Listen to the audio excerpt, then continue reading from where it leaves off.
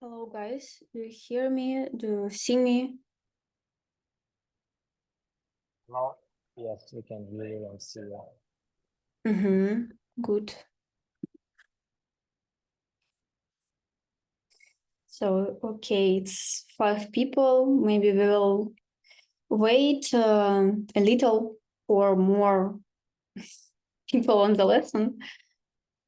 So let's wait till 35 minutes and then let's get started. While we are waiting for more people, I'll send you in the chat a link to the GitHub repository, so you can follow this link and go straight for our program for this semester. There are around in the master branch, there are around 9 lessons, but we will have clearly the same program for 7 of these lessons, and then we will have 4 more topics from another repository. Of course, I will send you when we will have it. But right now you can go straight this program. Sorry, will we have lections on NLP course? Yeah, they're recorded, so you will receive link for some of the seminars. For some, you will not have special lectures, but if we begin a big topic, you will have links, and you would be able to see this recorded materials for four topics in the end of the course. We will have lectures, small lectures on the seminars before we will start to write code in the notebooks. But there are not huge material in that 4 topics, so I think it will be smoothly for you to understand all of this stuff. Okay, thanks.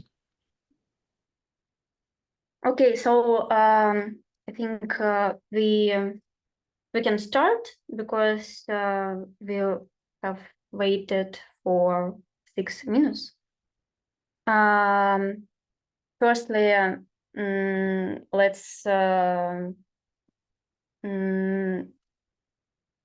acquaint it. I will tell you some information about me, and then I will tell you about our program of this course, and then I think we will start especially our first seminar, and we will deep more in the topic that we have today. So my name is Karina, and I will be with you for all semester. We will study natural language processing program. Right now, I work at Valberest. Me and my team, we do recommendation systems, which aims multimodal information from the goods which we send on a marketplace. So we create more efficient recommendation systems. And of course, we process text there. If we will talk about program of this semester, you can see in the repository some of topics. We will start with word embeddings and processing text with techniques that was state of the art, but till 2020 years, and there would be convolution networks for processing text, RNNs for processing texts, and other topics which not aims context of the text. Then we will move to machine translation and attention mechanism, which is the most important, I think, for state-of-the-art architectures of processing language. And then for the end of the course, you will be free to use the most important architectures that we have in natural language processing. So especially it's transformer architecture, but we will discuss encoder-only architecture, which is called BERT, and encoder-decoder and decoder-only, which calls GPT. So it will be very close to large language models that are assistants for the people today. For example, everybody knows ChatGPT, and it's connected to decoder-only transformer topic. So yeah, you will be familiar with these things at the end of the course. Do you have any questions about the program and about some introduction details?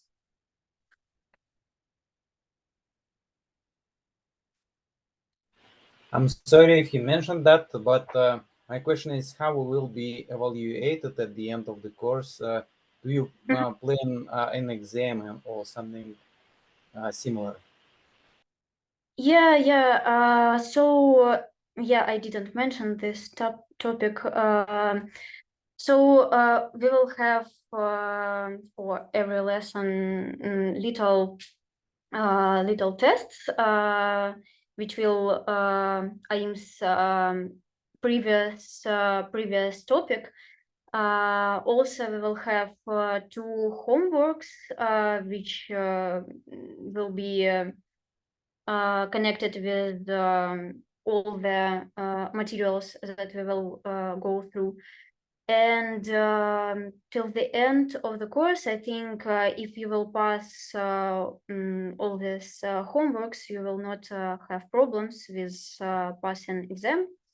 I don't know. Maybe if it will be excellent works on seminars and excellent work in the homeworks, you will have good mark not going to exam. Okay, thank you. Makes sense. And do you have any materials that you can share, something like presentations or slides for lecture? Yeah, I sent you the link, but maybe you not see it. Maybe because of somebody late. Yeah, I can see it now. Thanks. It's in the okay. chat, right? Yeah, it's in the chat of this conversation. You have directories, so you can tap on that, and you will have PY files, IPIM files, and in some directories you will have PDF slides. It's materials for the lectures that you will have in the recorded materials.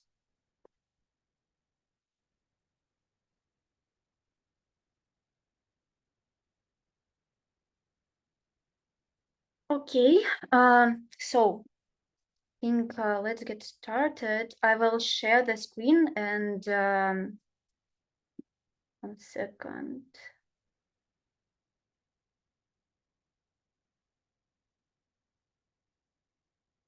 Okay, I think you can see my screen right now. Are you? Yeah, we can see it. Okay. So today will be introduction to the course. We will not have natural language topics, but we will refresh your knowledges in PyTorch. Are you so I think you learned about PyTorch tool. Did you? Yeah, we had it on machine learning course. Okay, cool. So yeah, this seminar will be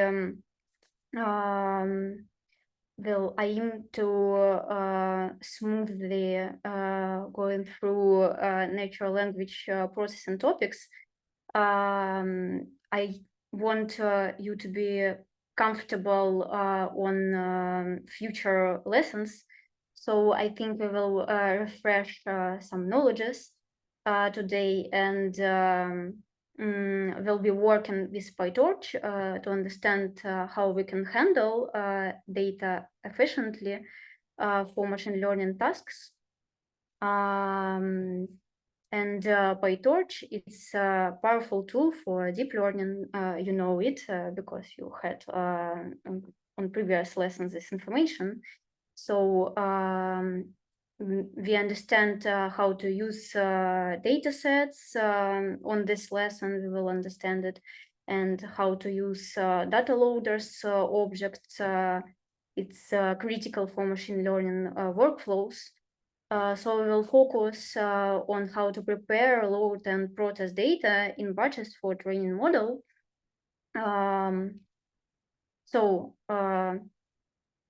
do you have some questions now for this seminar? If No not, questions so far. okay. If not, so let's get started. Now we understand basics of tensors and how PyTorch works. We can move. We can firstly we can import all the libraries that we will use today, and we have the first task, and I will recommend you. I will recommend you to have a second screen or maybe a double screen for our lessons, because it will be more convenient to you to type code with me, to write code with me, and then check is it right or not for understanding all materials well. So we will have now refresh task for you, and it will be very good if you will try for few minutes to solve it by yourself right now. I will wait for a little, but then I will explain you how to solve it in the right way, and we will discuss some we will discuss if you will have questions in the code. Okay, is it good for you? Yeah, sounds good. Okay. I will wait for a little, and then we will write code. I will write code, and you will check it.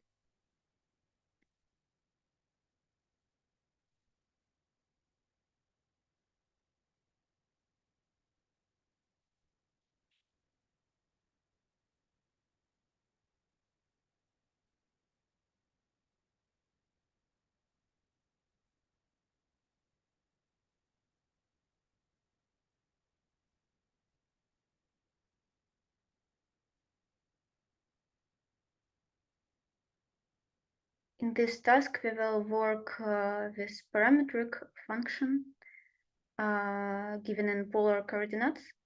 And our job to calculate efficiently using only PyTorch tensors. It means that we can't use lists, loops, or NumPy arrays, and we'll convert it into Cartesian coordinates and visualize the result by plotting it. Okay, now I think we can write functions step by step and explore the usefulness of tensors operations in PyTorch. Let's start by implementing the polar coordinate function. We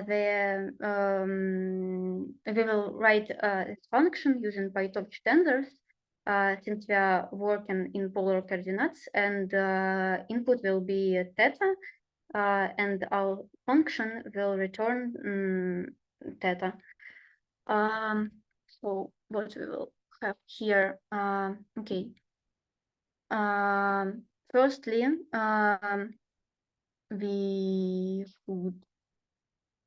we should implement our function will be 1 plus, sorry, 1 plus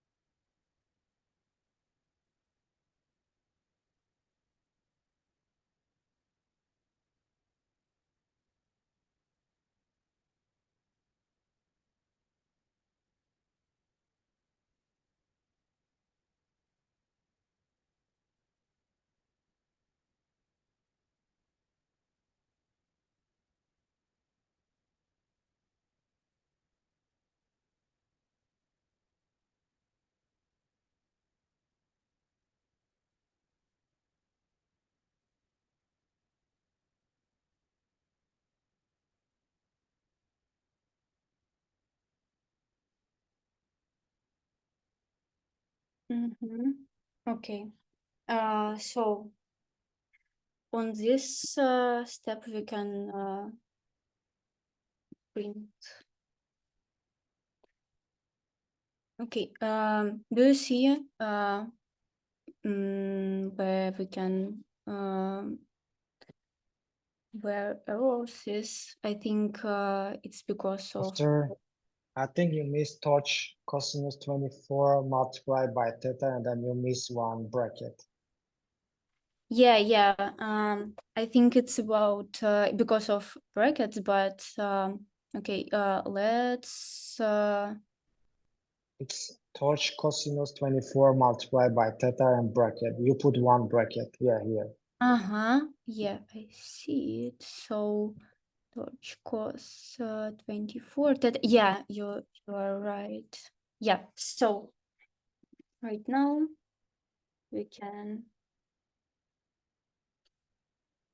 have tensor, In this snippet, we generate a tensor data contain 1000 evently spaced values between 0 and p.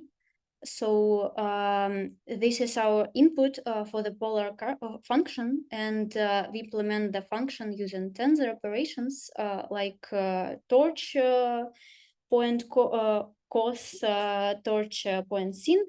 And notice that everything happens element-wise across the tensors without any loops. So now we can continue. Let's convert the polar coordinates into Cartesian coordinates. The formulas for conversion, it's straightforward. So we can type x, it's rho, multiply torch cos and theta, and Greek would be rho multiply sin theta. So we can run the code, and we can print shapes of our tensors right now. A shape and shape.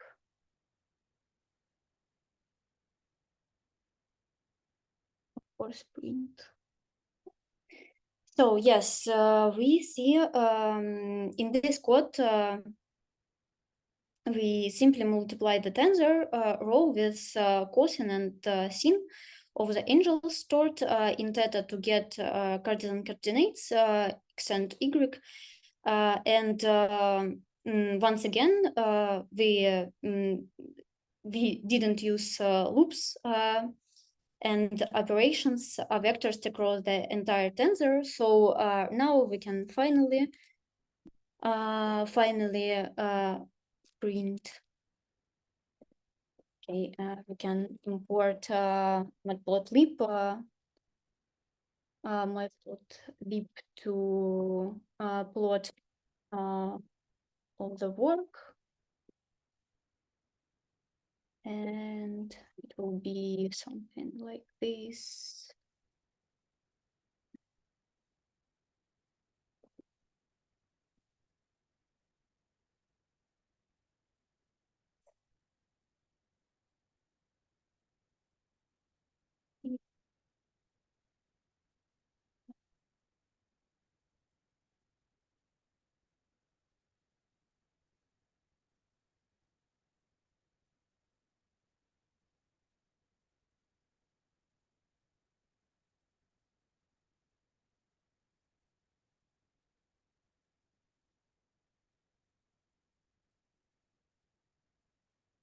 We should convert to NumPy to plot it.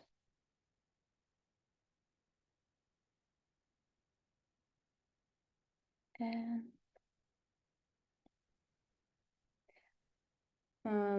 okay, show.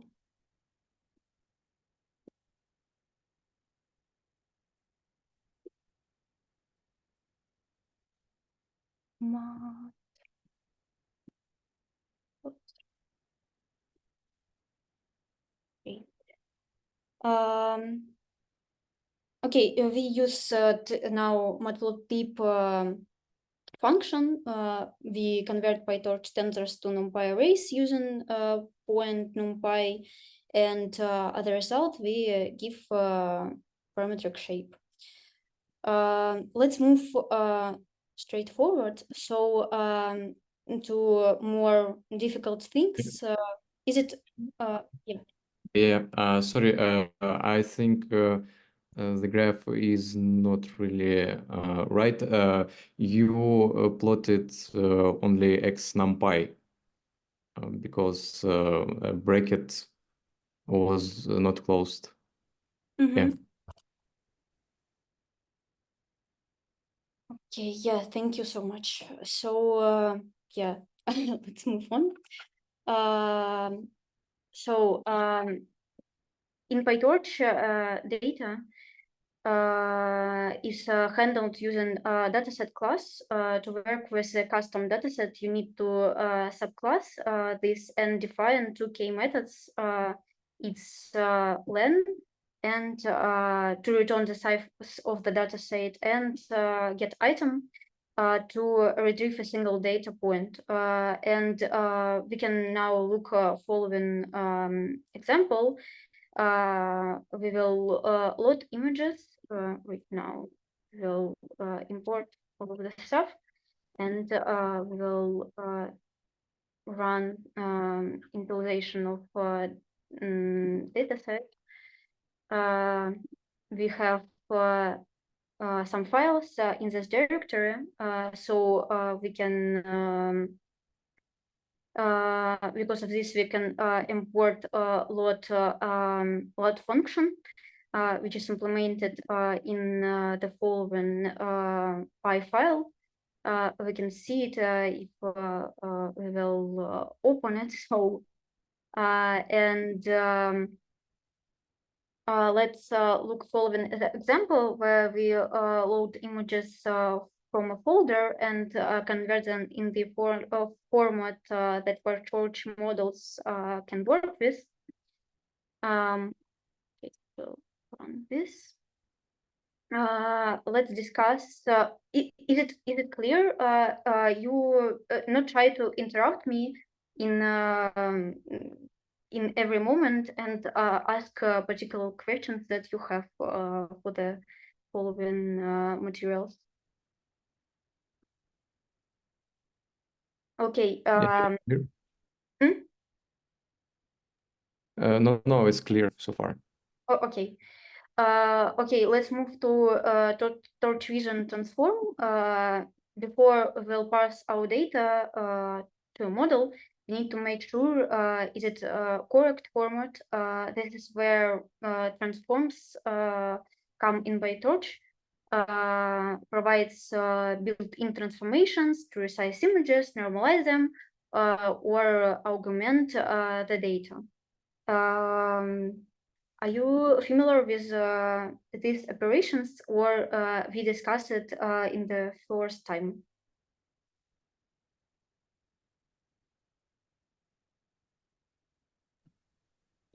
Torch Vision, not really.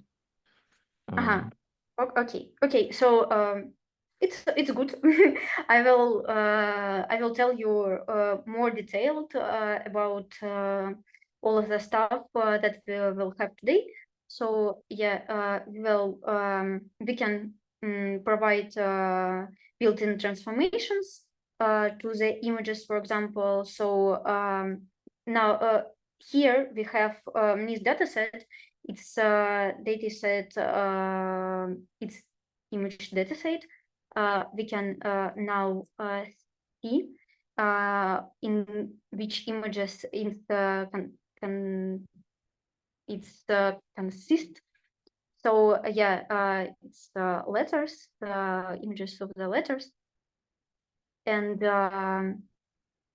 we can apply to tensor transformation to convert our images into tensors. So we do it because we will process them later with a model. Then we have Dataloaders. Once we have our dataset ready, we need to load into memory in a way that our model can efficiently use. And the data loader in PyTorch helps us to just to do it. It handles batching, shuffling, loading data in a parallel, like multiprocessing, and let's now create data loader for our dataset. Is it clear for you what is the batch size, what is shuffle? multiprocessing.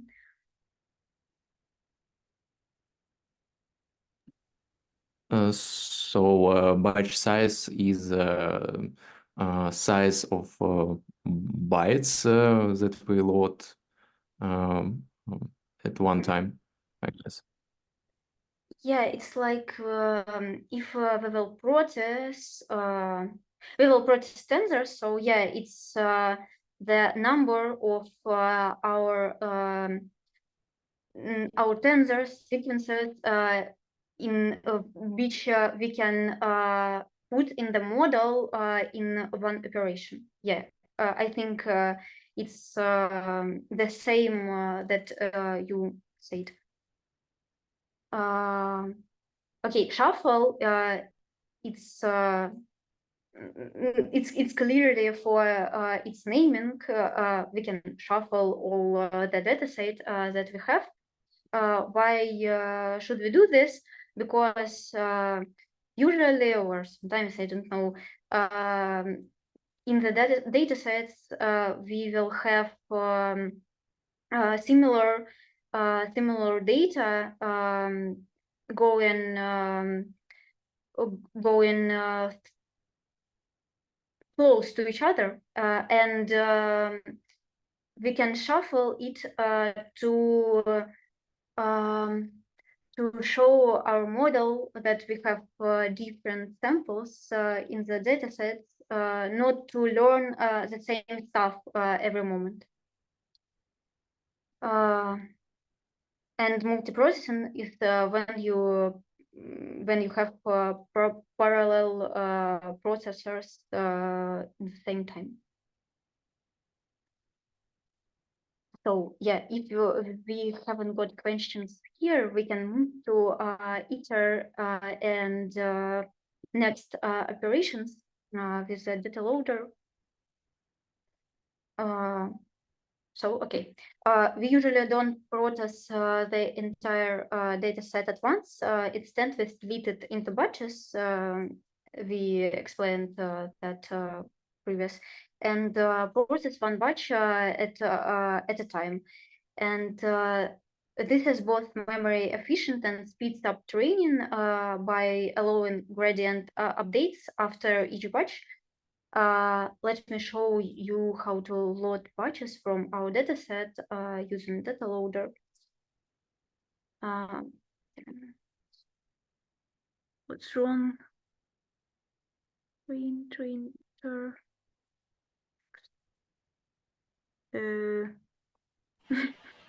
Strange. Okay. Yeah.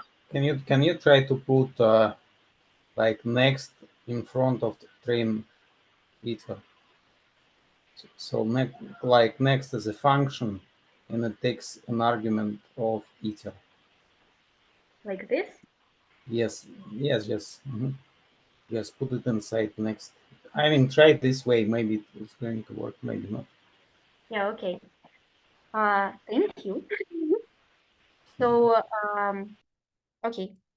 And we have grid.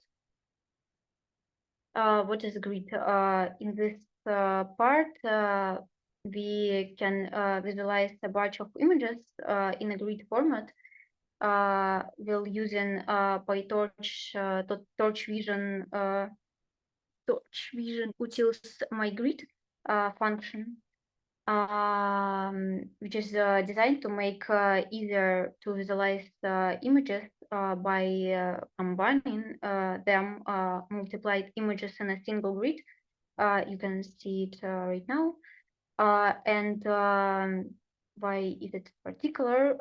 It's useful when dealing with batches or of images in deep learning workflows. Before using mygrid, let's first ensure that our image data is the correct format.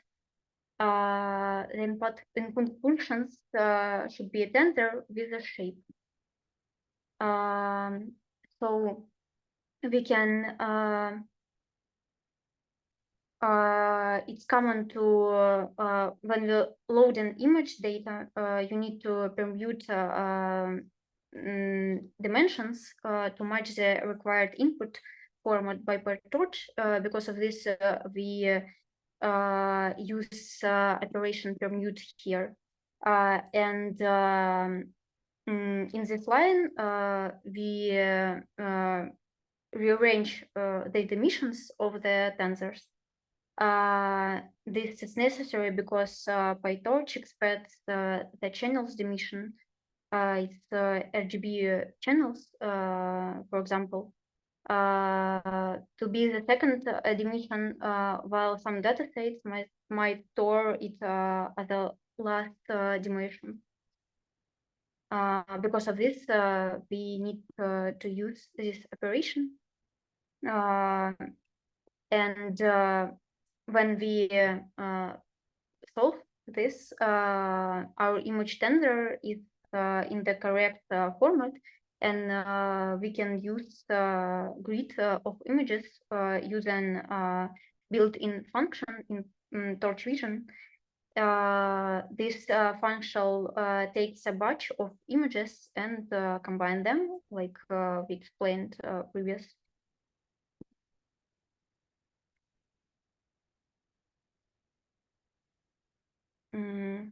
Okay. So right now we can use Torch Vision transforms to tensor, which we explained previous, and okay, we will solve it like next time.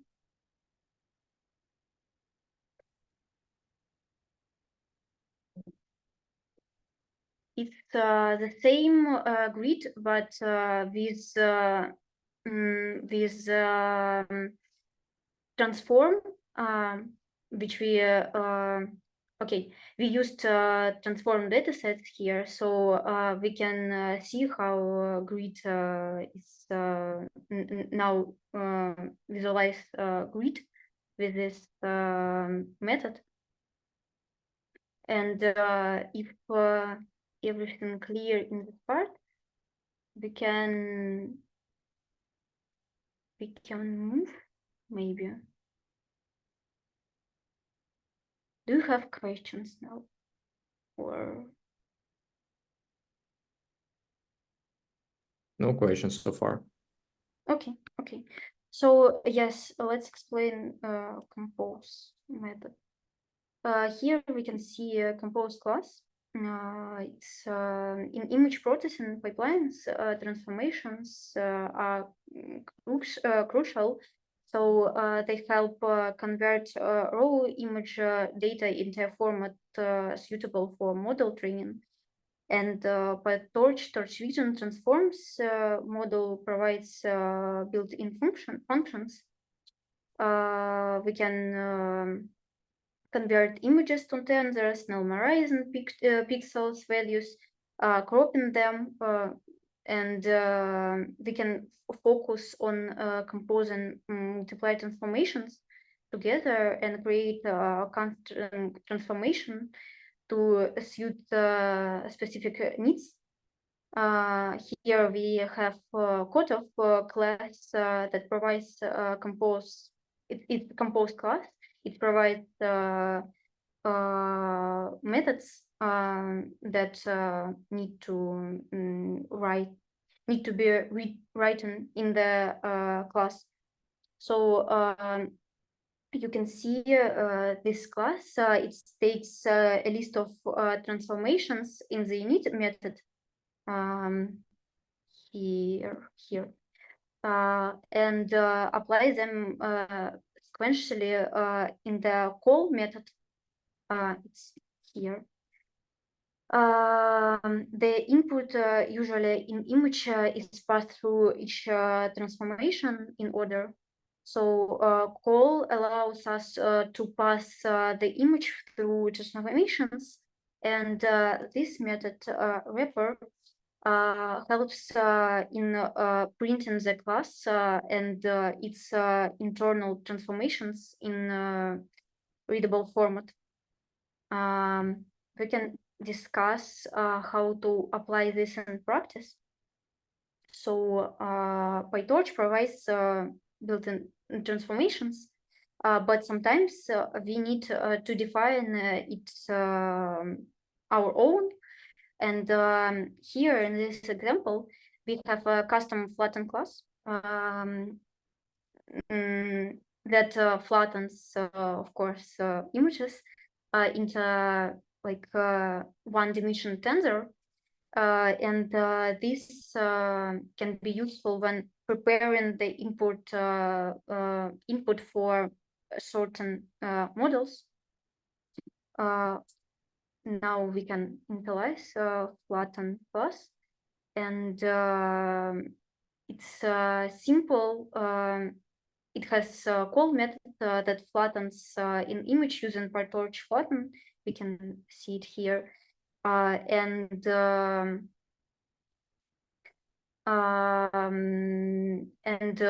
it's converts the multiply dimensional tensor into one-dimensional tensor, and this is useful for fully connected layers in neural networks where we need to flatten the image.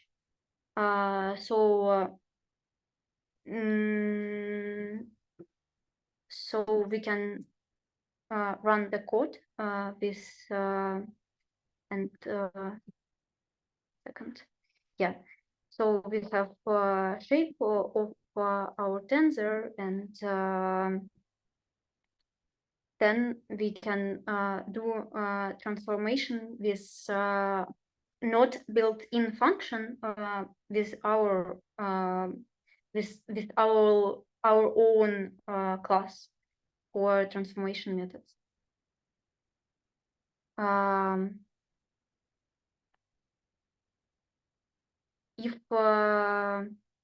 If it's clear, we can move to put in all together, like to process this data set, this model. But maybe you have questions, or we can sum up all what we learned till this point.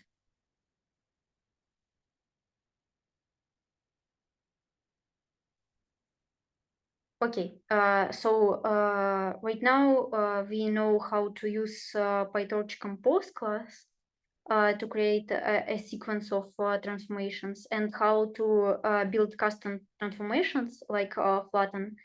And now we can move to put it all together. So here we can import some libraries.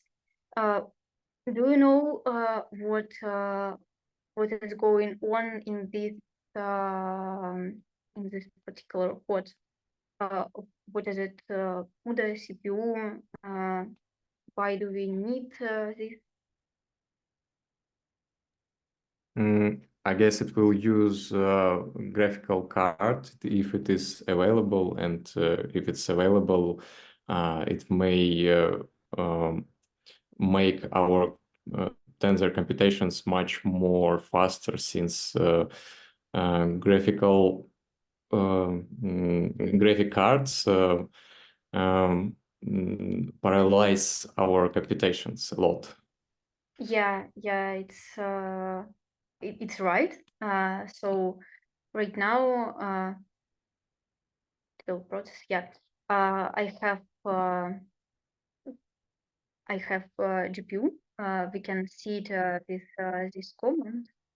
For example, I have one, and we can see all the parameters of this GPU.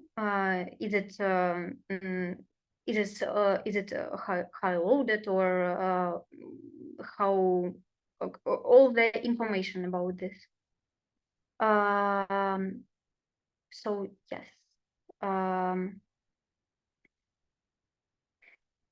Okay.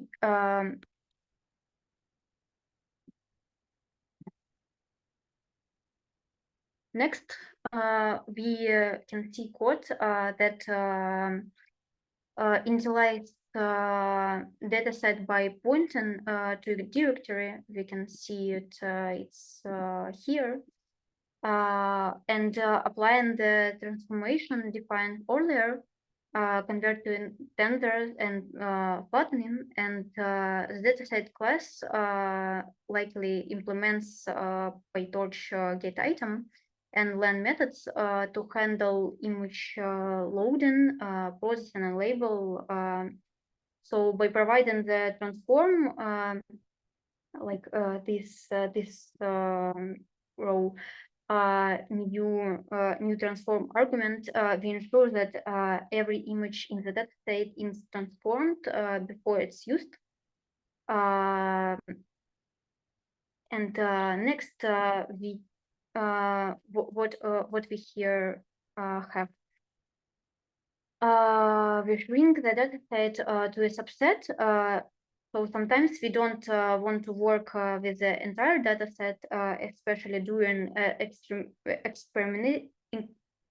When we're doing experiments or testing, we use function subset to select a portion of the data. In this case, we are selecting 20% of the dataset by passing 0.2 as an argument.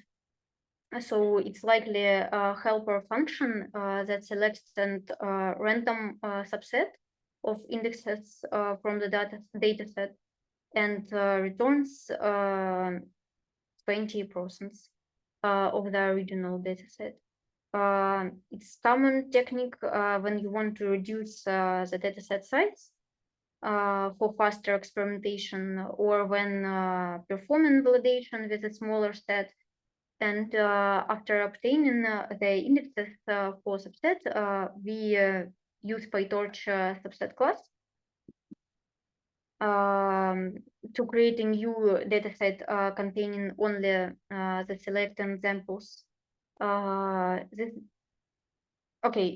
We understand that this dataset has reduced to 20% of its size, and PyTorch subset class takes the original dataset and a list of indexes and creates a new dataset when only includes the examples as the specific indexes. This is convenient way to shrink your dataset to create custom training validation split.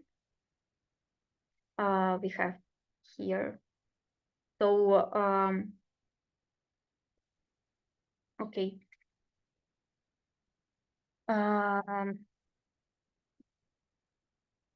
The total number of these images is a new subset after shrinking the dataset.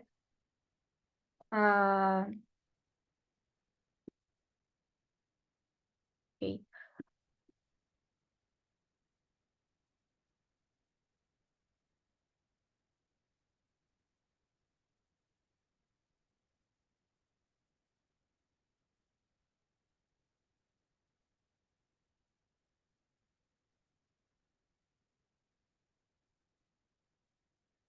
What is going on next? Now we have data ready, and it's time to build a neural network. In PyTorch, we make it easier to define models using built-in functions model when we implement simple feed-forward networks to classify images. We have here some models that we initialize with linear layer, and we then put segment function for non-linear operation. So we can run this code. Actually, now we have loss criteria. Now it's cross entropy loss because we have a classification task, so we work with probabilities.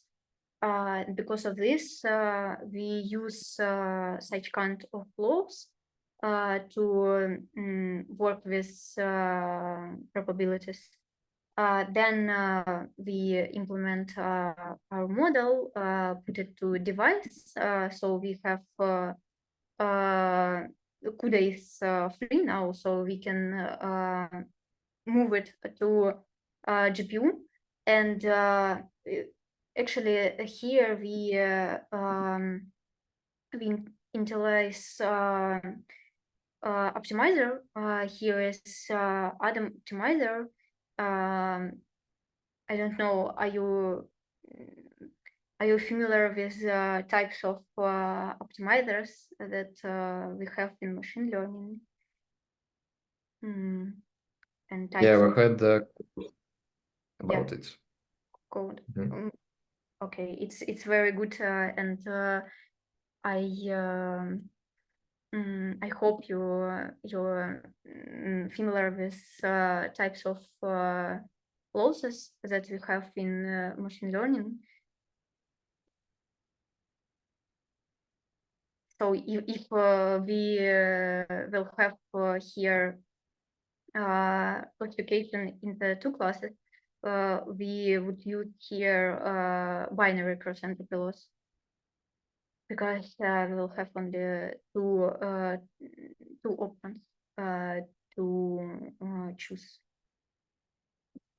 Okay, now here we have code which we can we have some spaces in which we can type particular functions which we should use.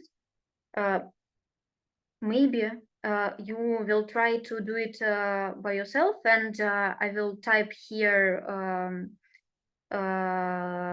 code 2 because if you will go first and then I will type, it will be too slow. Maybe you will now try to implement all the code stuff, and then we will go through all the methods that we have in the train loop. We will discuss why do we need this in our code of the training neural networks. If it's a good option to you, please react with, I know, with anything.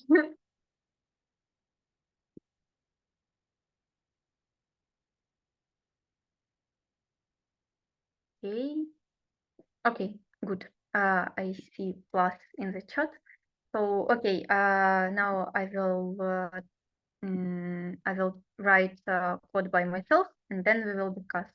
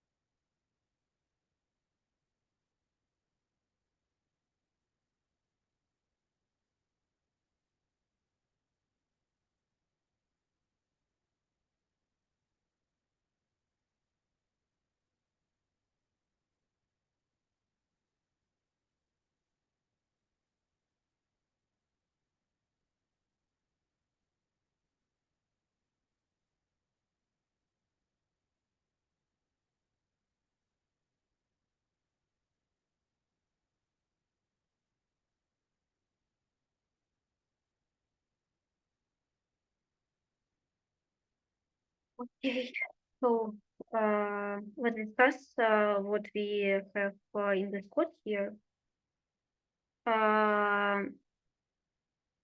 So training involves passing the data through the network, calculating loss, updating model size, using propagation, and then evaluating the model on validation set. We see here how to implement all the steps in the training model. In the code, in the core of the function in a loop that runs for a number of epochs, which represent the numbers of times for the model, will see the entire training data set. For each epoch, we have two phases. It's training phase, when the model processes batches or data, calculating gradients and updating weights, and validation phase, where model performs evaluating on the validation set without updating any weights. And we can focus firstly on training phase. In that part, model set to training mode by calling this function model train, and this is crucial for lawyers like dropout and batch normalization. I hope you are familiar with dropout and batch normalization. So okay, which yeah, and for this we need to have model train or model val. What's wrong? Okay, here's false. Yeah, we can type it not only in this type. We can type like model train or like this, or model eval. So because of this, sometimes okay, I just mix it up with this kind of type of writing this function, but it's okay to use all methods. So okay, in the train loader, we do following steps. Firstly, we move data to the device. Now we moved to GPU device. Then we zero out previous gradients. With okay, I have here mistake. Yeah, with this function, it's we need to call it before the forward pass to ensure the gradients from the previous step are cleared, and then we compute prediction. The model make prediction based on the current batch. It's here. Then we can calculate loss with using loss function. We calculate how far predictions are from the actual targets, and then we can use backpropagation with loss backward function that computes gradients with respect to the model parameters. And then we update the weights with this line step function. Yeah, we adjust the model's weight to reduce the loss. Okay. Is it clear on this green phase?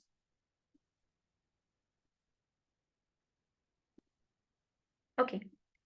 So after each epoch, the model performance is evaluated on the validation set, and this is part where we turn off gradients calculated using Torch Nograd. It's here.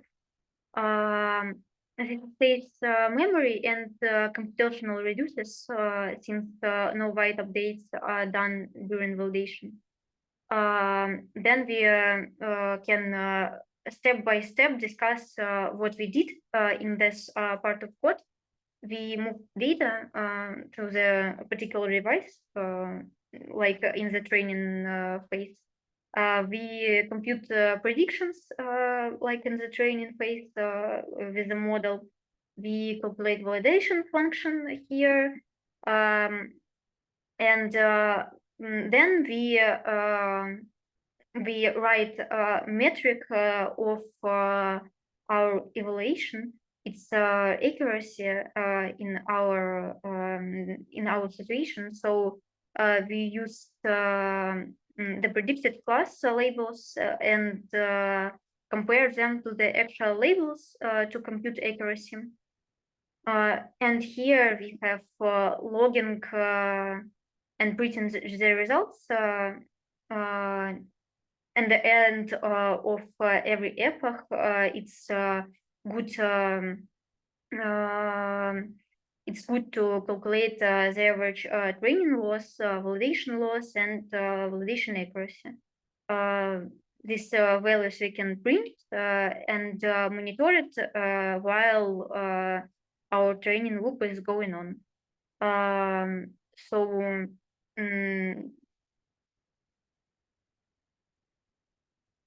Did you have some questions about this code when we wrote it together?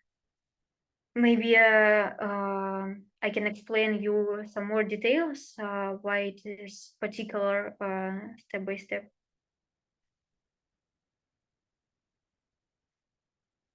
So if I remember correctly, in every operation with tensor, gradients are by default calculated, right? So with Torch Nograd, we just disable them. Yeah, you're right. We need to disable because we want we don't want drop out and batch norm to processing on our validation step.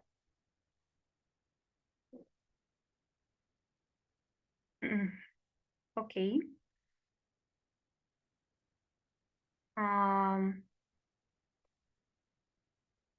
So we discussed most of the moments that we had on this seminar, but we have a little bit more information about saving our model, like the model checkpointing. I want to discuss with you why it is a good option to save model every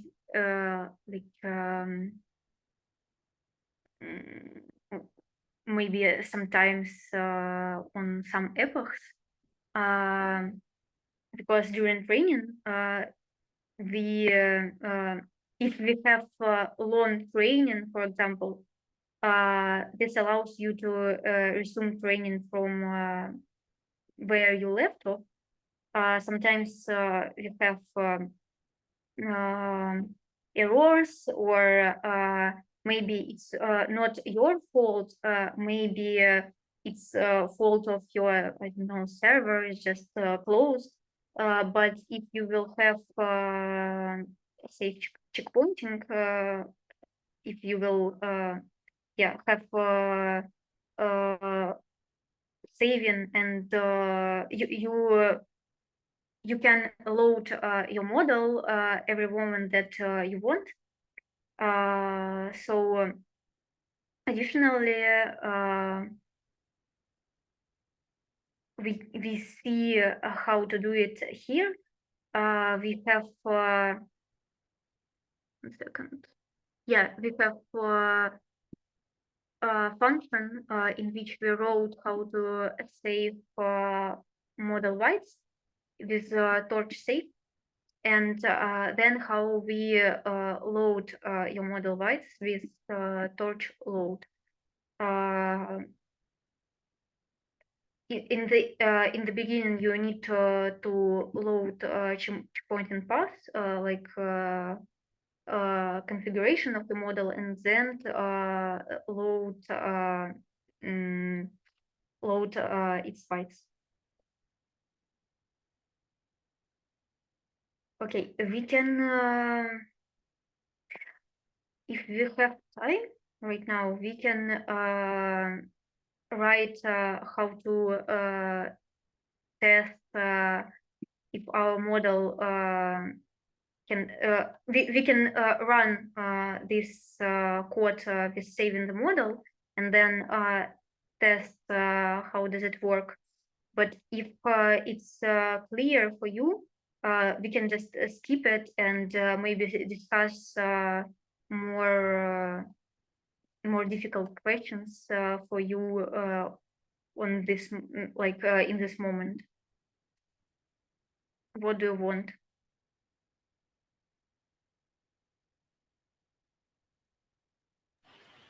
Maybe once again, can you please repeat and explain what is the difference between putting to eval mode the model and the zero grad? Okay. Yeah. When we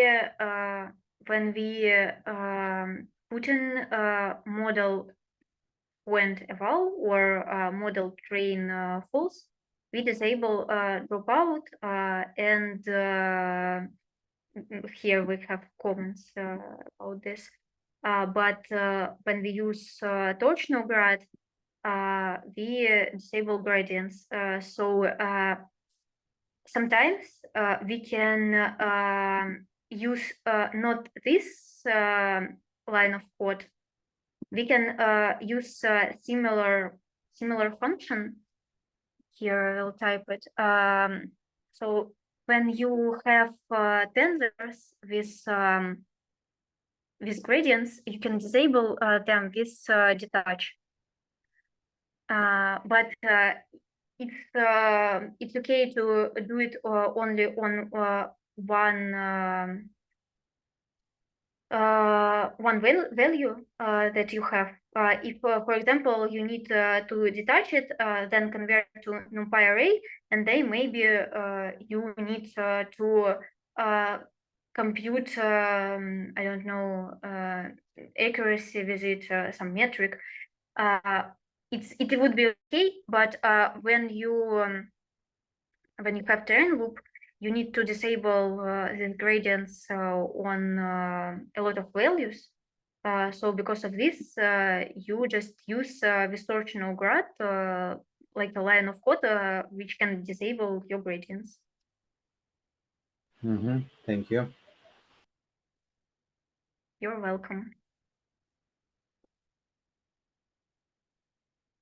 So do you have more questions, or you can ask not only about PyTorch, you can ask about everything that you're interested in this moment, because we have now around 14 minutes more, and I think you have option to create this test method by yourself at home. I can explain you now how to do it if you want. Okay, you have a lot of options for to do this 14 minutes.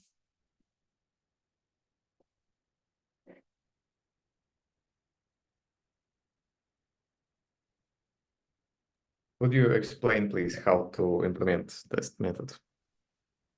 Okay, yeah, of course. We can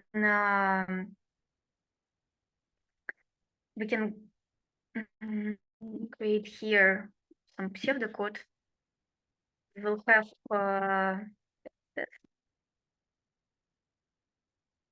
and I will explain you. Firstly, you will test model here, and you will firstly save weight of the model to the dictionary with previous code when you it's here. So then you can load it, and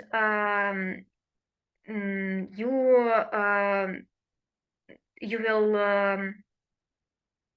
have operations with test mode of the model. So firstly, you need to do model eval to set the model to the evaluation mode.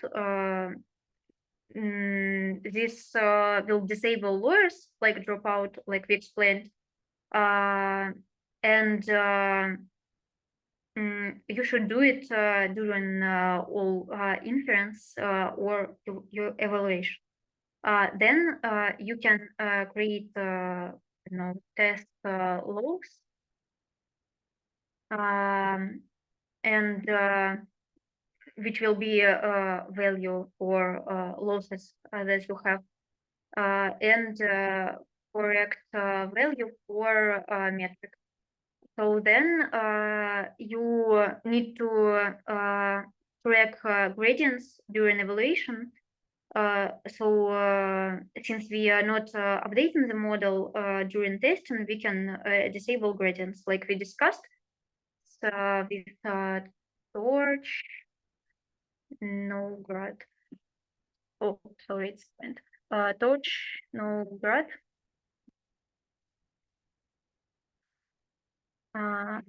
Yes. Then you will have loop for data target in test loader. You had test loader in the code like somewhere on the top. If you will try to search it to this command F, you will find. So yes. Then you need to move data and target to devices. As in the training loop earlier, we move it to specific device like this.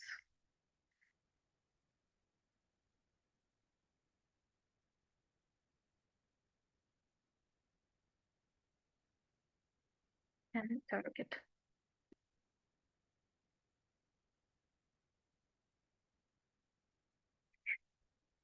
So then you need to make predictions using the test data, and the loss is accumulated across batches.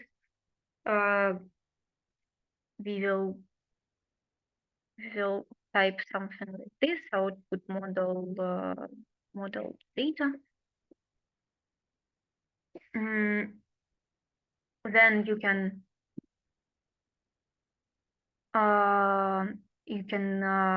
use test loads, which you will sum to test loss value. You will do, for example, this kind. No, you can use your loss FN criteria.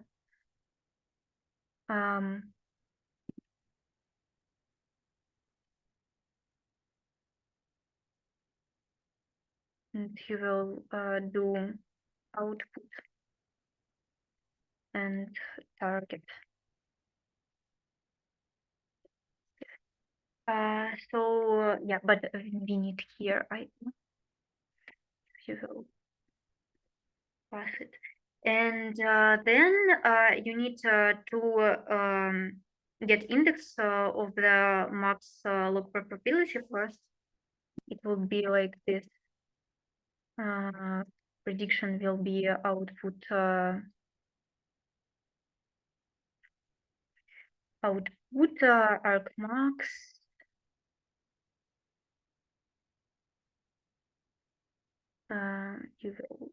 You need to type dimension and something like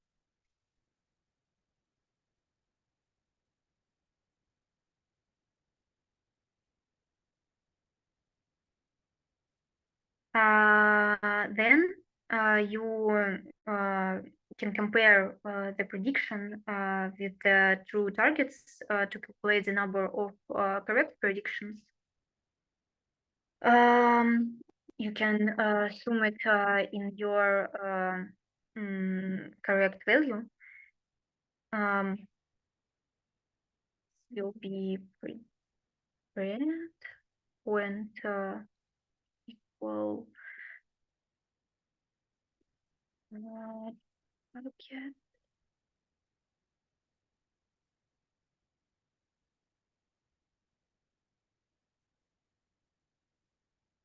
Okay, view as prediction. We can then zoom it and get item. Okay, then you can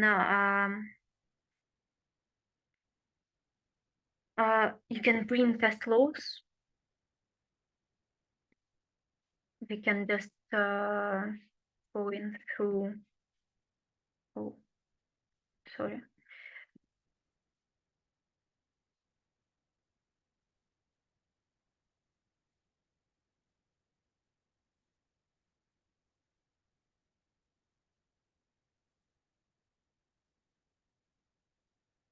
So then you can just print out the average loss and accuracy of the model of the test data set.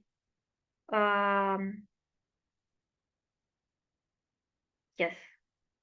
And then you can just, so how will you print accuracy? You will get correct situations and divide it on all the numbers of your data set. Then you will just see here printed accuracy of the model. If all is good, you will have similar accuracy values on your train mode when you save checkpointed and when you loaded it. So, and in this way, you will compare if everything looks. Do you have mistakes or not?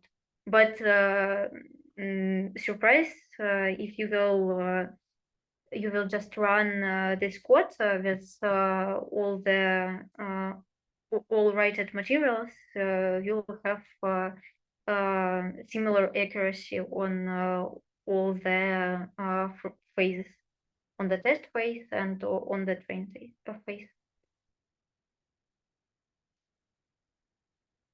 Okay, some more questions maybe.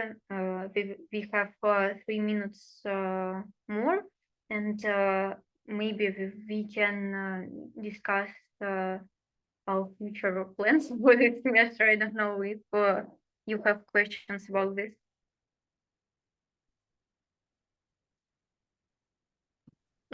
Could you please tell what is target.viewAs? What does this function do? We just reshape or something like this our target tensor. We yeah. Let's just check it. Maybe I'm wrong right now. Yes, PyTorch. Yeah, so all the time we can just check it in the documentation. It's good way to correct your knowledges with truth information. So here we see that these tensors are the same size as self view, as other is equivalent to view. Okay, for more information, view. Let's go to view method.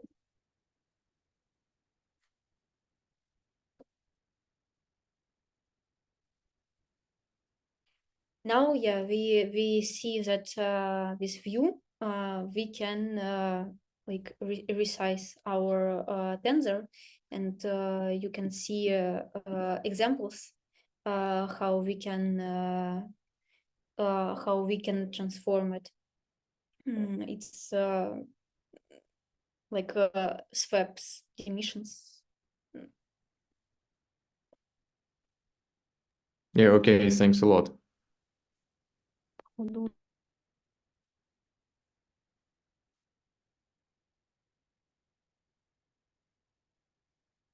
Okay, if you have no more questions, I can stop sharing the screen.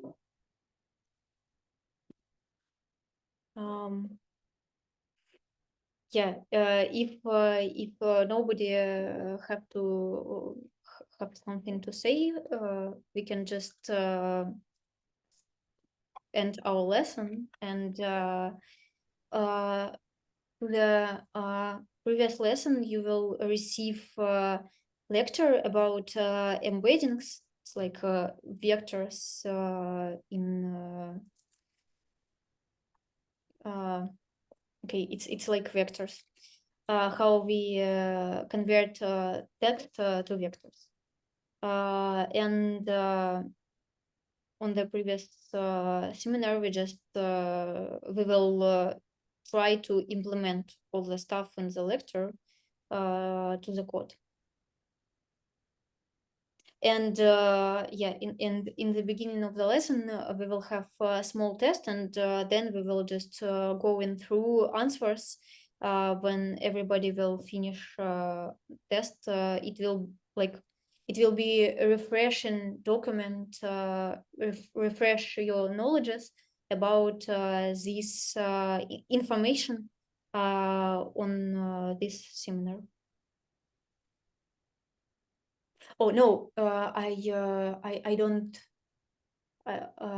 Okay, I had mistakes. No, we will not have test on previous lesson.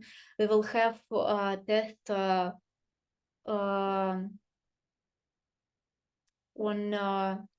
1 year more. When we will learn all about embeddings, we will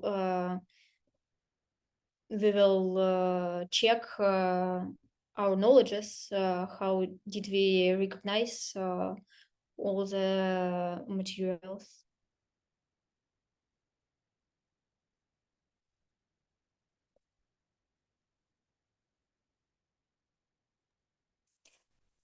Okay. Okay, sounds good. Yeah. Okay. Thank you so much for your attention today. Let's meet on next week. Yeah, thank you so much. Goodbye. Thank Yeah, you. goodbye.